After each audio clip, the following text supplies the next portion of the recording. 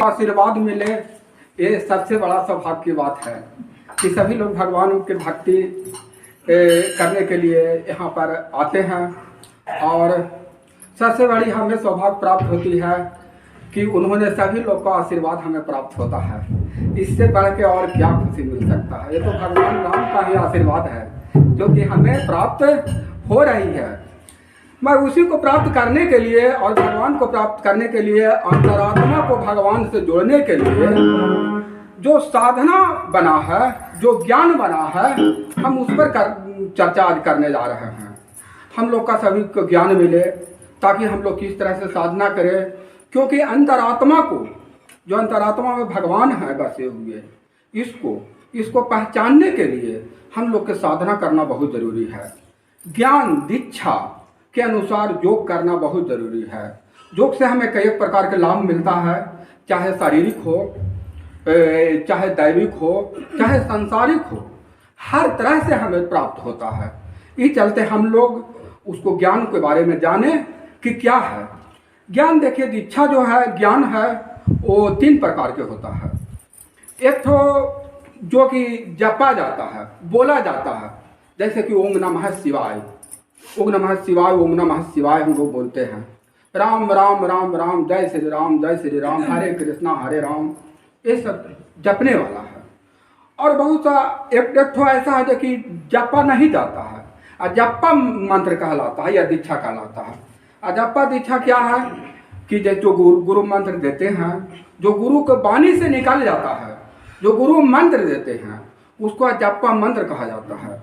उसको बिना बोले, बिना जपे, बिना होठ के हिलाए और उसको जप करना पड़ता है, उसे अजप्पा मंत्र कहते हैं। हाँ, उसे जपा नहीं जाता है, बीच में नहीं बोलना। हाँ। तीसरा है कि वो जपा भी जाता है और ना भी जपा जाता है। कहने का मतलब कि उसको बोल के भी है जो जप सकते हैं।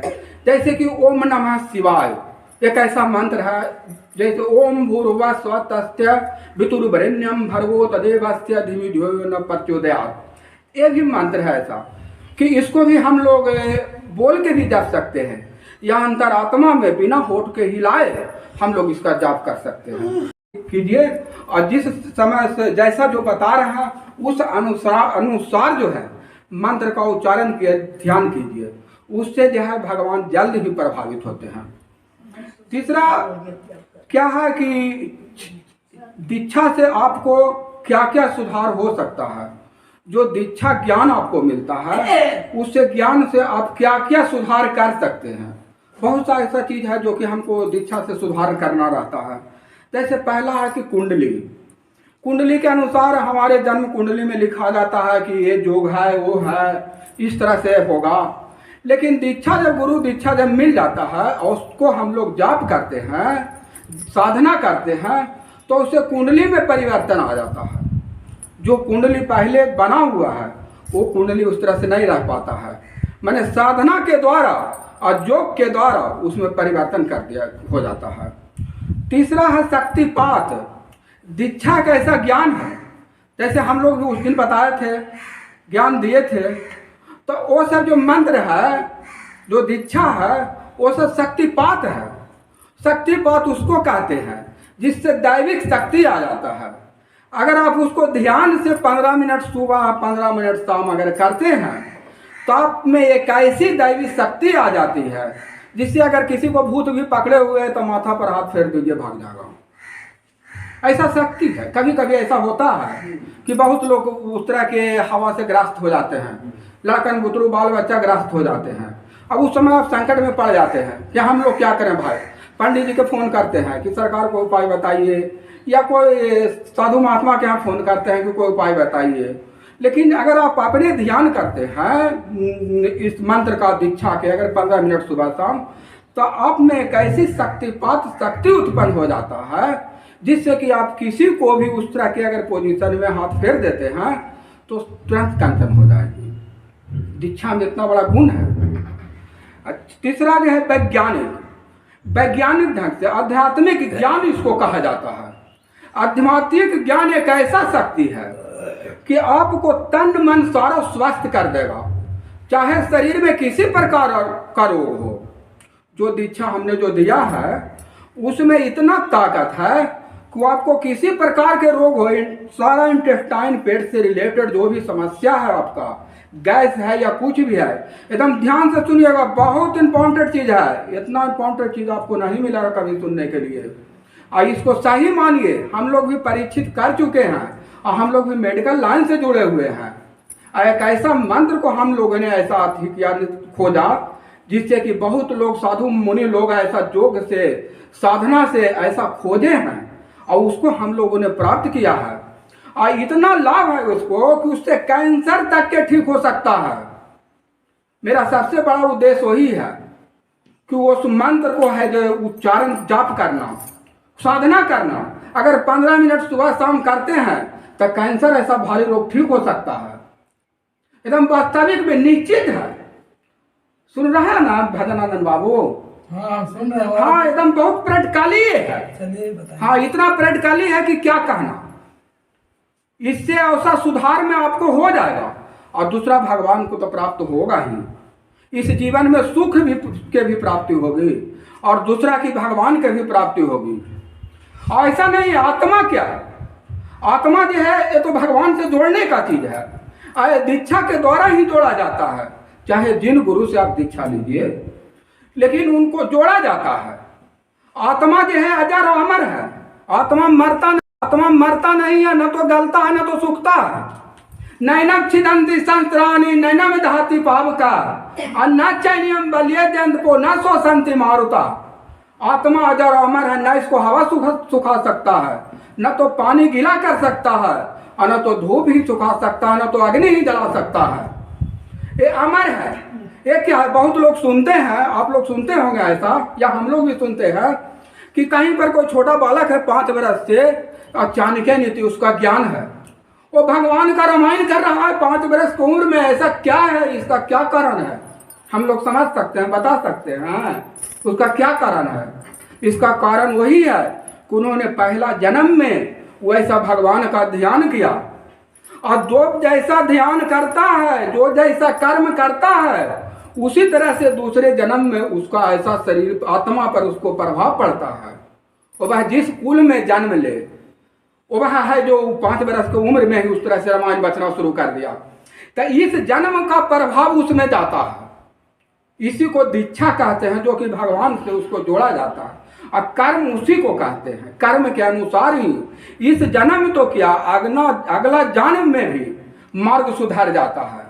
बाबा कहते रहते हैं, हमारे श्याम नारायण बाबा भी दोहराते हैं कि लोक सुधार हो और परलोक सुधार हो। इस लोक भी सुधारिए और परलोक भी सुधारिए। किसी का भी लेके चलिए, अगर पति पत्नी के साथ अन्याय करते हैं तो दूसरे जन्म में उनको पत्नी का सुख नहीं मिलेगा। उसी तरह से अगर पति को अपमान करते हैं इस जन्म में, तो इस जन्म में भी उनको विधवा होना पड़ेगा और दूसरा जन्म में भी उनको पति का सुख नहीं मिलेगा। ऐसा रामायण में कहा ज्ञान सुइया माता बताई है। अन्य मुनि का जो पत्नी है वो माता सीता को ज्ञान दी थी। और हम लोग तो क्या है, ऐसा होता है, ऐसा घटना घटता है, हम लोग ऐसा देखते हैं समाज में किस तरह से घटित होता रहता है। इस चलते ऐसा हम लोग कर्म करें जिससे कि इस जन्म में सुख पाएं और अगला जन्म के भी मार्ग हम लोग अच्छे प्राप्त करें। तीसरा क्या है कि इससे मोक्ष के भी प्राप्ति हो जाते हैं, और इस जन्म में तो सुख आपको मिलेगा ही, दूसरा मोक्ष के भी प्राप्ति हो जाएगी। गौलोक को जाइएगा, गौधाम को जाइएगा। हाँ, उसके बाद क्या है कि आपने जब है जो दीक्षा को अगर आप ध्यान करते हैं, बढ़िया से ध्यान करना है आपको। 15 मिनट सुबह, 15 मिनट शाम। सबसे पहला तो गुरु का ध्यान करना है, चाहे जो भी आपका गुरु है। उसके बाद यह है भगवान का मंत्र का ध्यान करना। और मंत्र में जो सांस आ रहा है और जो सांस जा रहा है उसके अंतर्गत है जो मंत्र का मन ही में उच्चारण करना है।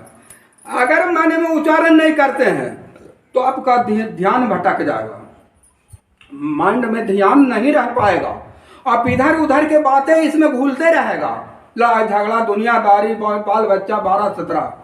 लेकिन आपको श्वास लीजिए, जिस तरह से श्वास छोड़िए और उसी के अंतर्गत उस परमात्मा को ध्यान कीजिए, वहीं पर ध्यान रहना चाहिए, इधर उधर नहीं। तब आपको कार्य सिद्ध हो जाएगा, आप बहुत शक्तिशाली बन जाइएगा, दुनिया लोग आपको पूजा करेंगे। इस चलते जो ज्ञान है वो बहुत। दूसरी बात है कि धन की हानि नहीं हो पाएगी इसमें। जिस दिन से आप करना शुरू कीजिएगा उसी दिन से धन का लाभ ही लाभ होगा।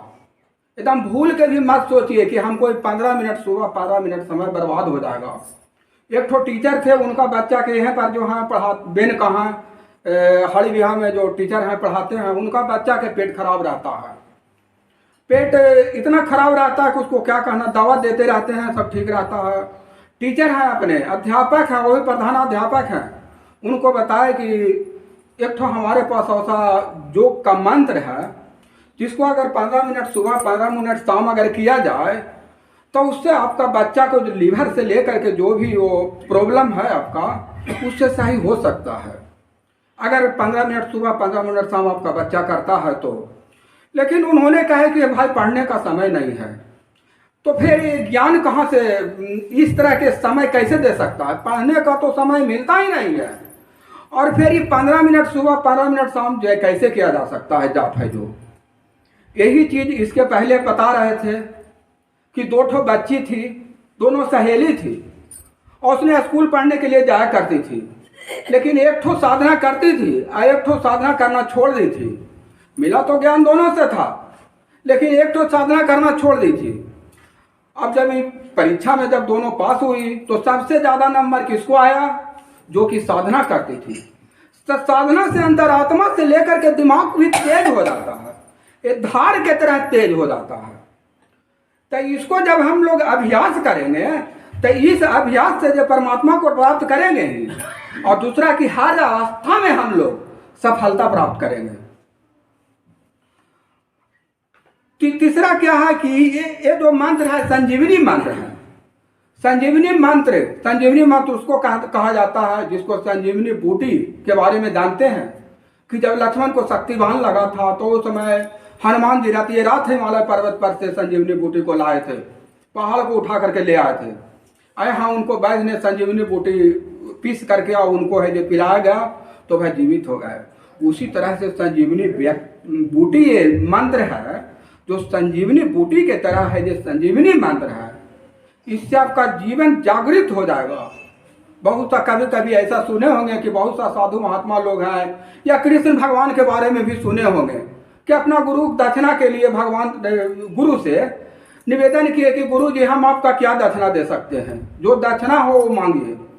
गुरु जी बोले कि भाई गुरु माता तुम्हारे नजदीक है, जो हमारा पत्नी है, इनसे मांग लो। हमारी पत्नी है, ये भी कुछ मांगेंगे, उनको दे दो। तो गुरु जी का पत्नी जो है मांग लिए कि हमारा पुत्र कुछ साल पहले जल मर चुका है, उसको तुम ला के दे दो, और नहीं तो तुम हमारे बेटा बन के रहो, तुम हमारे बेटा की तरह लगते हो। अब कृष्ण भगवान संकट में पड़ गए। अब संजीवनी मंत्र को ध्यान किए वो भी, और तो खुद भगवान थे ही। उन्होंने संकट में पड़ गए, धर्म संकट में, कि अब गुरु माँ को इनका जो है जो मांगे हैं पर हम लोग जो गुरु दक्षिणा में मांगे हैं, गुरु दक्षिणा तो इनको देना है, चाहे इनका पुत्र ला के दें या तो हम अपने आप रह करके यहाँ बच्चा बन के रहें, इनका बेटा बन के रहें। तब आप लोग उनका बेटा बन के तो रह नहीं सकते, उनको तो राज रचाना है, महाभारत दुनियादारी ये सब जो है इस संसार में तो भगवान आते ही हैं कि जब जब धर्म की हानि होती है तब तक धर्म को स्थापना के लिए यदा यदा ही धर्मस्य तदा तदा धर्म संस्थानम अथार्य भव भवान्ति जुगे जुगे। भगवान तो जब जब धर्म की हानि होती है तब तक धर्म की स्थापना के लिए भगवान आते हैं। तो वो कैसे रह पाएंगे वहां बंद करके बेटा के तरह? उनको तो राज रचाना था। तो उन्होंने इसी संजीवनी मंत्र के द्वारा, उच्चारण के द्वारा उन्होंने खुद ध्यान किए। भगवान भी दीक्षा लिए थे, भगवान कृष्ण भी दीक्षा लिए थे, भगवान राम भी दीक्षा लिए थे। दीक्षा का इतना महत्व है कि बिना दीक्षा के हम लोग का जीवन कल्याण नहीं हो पाएगा। जब भगवान दीक्षा ले सकते हैं तो हम लोग कौन अवस्था में हैं कि हम लोग बिना दीक्षा के कैसे प्राप्त कर सकते हैं भगवान को। अभी इस अवस्था में जिसका कि हड्डी पसली भी नहीं था, कुछ साल पहले मर गया था, उसको इस संजीवनी मंत्र के द्वारा उसको भगवान ने उसको लाए, उनको बेटा को वापस लौटा दिए। तो इतना ताकत है इसमें। लोग साधना जो करते हैं उसका जो है हम लोग हमेशा ध्यान रखें कि अनामिका अंगुली, इसको अनामिका अंगुली कहा जाता है। एक ऐसा प्रभावित अंगुली है जो कि ये सूर्य भगवान का अंगुली कहा जाता है, इसको सूर्य भगवान का माना जाता है। और सूर्य का प्रकाश तेज, अगर हम लोग जाप करते समय, मंत्र का ध्यान करते समय अगर हम अनामिका अंगुली को अंगुली से दबा कर अगर रखते हैं तो इससे सूर्य भगवान की कृपा आपको प्राप्त होती है। और सूर्य भगवान जगत को प्रकाश करते हैं। ओम भूर्भुवः स्वः तत्सवितुर्वरेण्यं भर्गो देवस्य धीमहि धियो यो न प्रचोदयात्। ये जो गायत्री मंत्र है ये सूर्य भका है। सूर्य से निवेदन किया जाता है कि हे प्रभु, हमें जिस तरह से आप संसार को प्रकाश फैला रहे हैं उसी तरह से हम में एक ऐसा प्रकाश उत्पन्न करें जिससे हमने भी इस जगत संसार में एक प्रकाश फैलाएं, एक अपने आप को दीपक जलाएं। यही भगवान से निवेदन करा जाता है, किया जाता है। इसी को गायत्री मंत्र हम लोग कहते हैं। तो इसको करने से, अनामिका दबाने से, अनामिका अंगुली को हमें दैविक शक्ति प्राप्त होती है और साथ साथ भगवान सूर्य की भी कृपा प्राप्त होती है।